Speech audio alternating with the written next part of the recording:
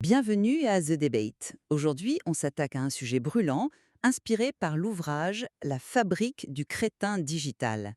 La question est simple. Les écrans sont-ils une chance ou un véritable danger pour nos enfants? Pour ma part, je suis convaincue que les preuves scientifiques d'un impact négatif sont accablantes. Oui, et c'est là que nos lectures divergent.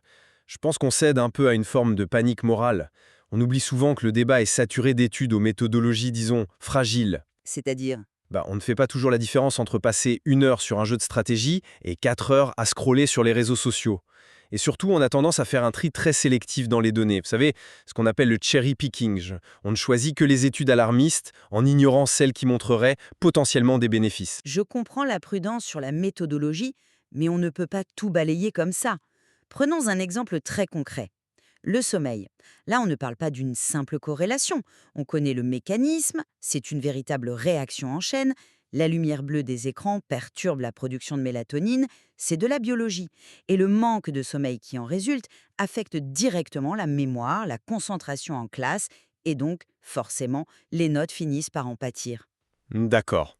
Je suis d'accord que le lien avec le sommeil est un argument fort. Mais est-ce qu'on ne fait pas une erreur en mettant tous les écrans dans le même sac?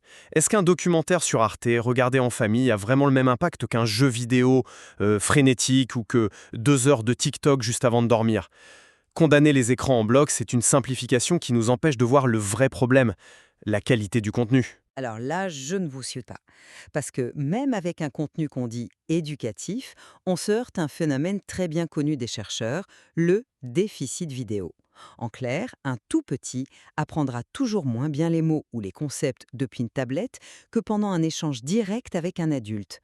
L'interaction humaine, elle, est irremplaçable pour le cerveau en développement. Donc l'argument du bon contenu me semble être un peu une diversion. Une diversion? Bah, c'est un peu fort. Qualifier ça de diversion, c'est refuser de voir le potentiel de l'outil. C'est une posture presque technophobe.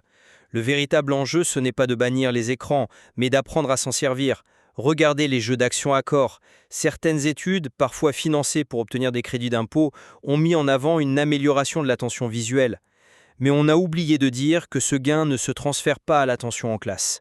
La faute n'est pas aux jeux vidéo, mais à l'instrumentalisation de la science. La solution, c'est l'esprit critique, pas l'interdiction. En somme, je reste persuadée que le poids des preuves pointe vers un problème de santé publique majeur. Le temps passé devant les écrans remplace des activités qui sont fondamentales. Le sommeil, bien sûr, mais aussi la lecture, le jeu libre, les interactions directes. C'est ce remplacement qui est au cœur de problème. Le nier, c'est fermer les yeux sur une réalité très documentée, souvent pour des raisons économiques. Et pour ma part, si un usage excessif est évidemment néfaste, je maintiens que diaboliser l'outil est une erreur stratégique. Le combat à mener est celui de l'éducation aux médias. Il faut apprendre à distinguer un usage qui abrutit d'un usage qui éveille. La science, la vraie, elle exige cette nuance, au lieu de condamnations générales qui sont basées sur une lecture partielle et souvent orientée des données. Notre échange le montre bien, le désaccord est profond.